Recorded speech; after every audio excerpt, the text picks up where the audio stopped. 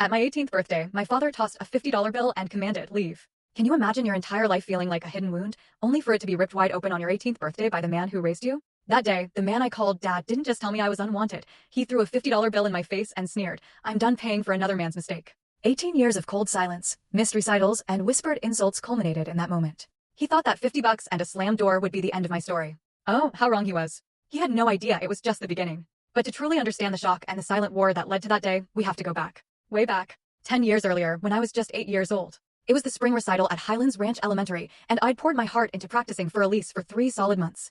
My tiny fingers knew every note, every nuance. My mom, Linda, was there, front row, phone out, recording every second, wearing her favorite blue dress, the one she saved for really special occasions. The seat beside her was empty. Richard had a last-minute meeting, she told me when I asked. Even at 8, I knew. Richard never had last-minute meetings when it came to Tyler's soccer games. Tyler was 4 then, and Richard attended every single match, even the ones where my little brother just picked dandelions instead of playing. After the recital, I found Mom in the hallway, her eyes red-rimmed, but she managed a brave smile, telling me I was wonderful. "Why doesn't Daddy ever come to my things?" I asked, my voice barely a whisper. She didn't answer. She just hugged me, tighter than usual, like she was trying to hold all my broken pieces together. That night, sleep wouldn't come. I crept downstairs for water and heard voices drifting from the kitchen. Richard and Mom. They didn't know I was listening. "I told you I can't pretend forever," Richard snapped, his voice sharp and cold. "Every time I look at her, I see the mistake you made." Mom's voice was soft, pleading. "She's a child, Richard. She's innocent in all of this." But he cut her off, brutally. "She's not my child.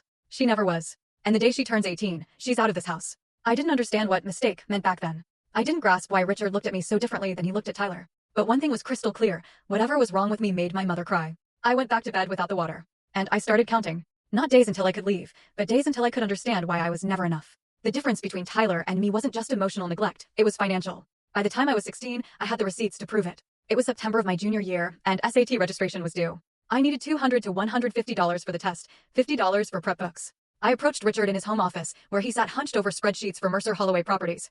I'd learned years ago he preferred efficiency over pleasantries, so I went straight to it. "I need money for the SAT. He didn't even look up. "Get a job." My jaw tightened. "The registration deadline is in 2 weeks. "I don't have time to," he cut me off, still not looking at me. "Tyler needs new soccer cleats. The good ones cost $350. I can't be throwing money at everyone. $350 for cleats for a 14-year-old who'd outgrow them in 6 months?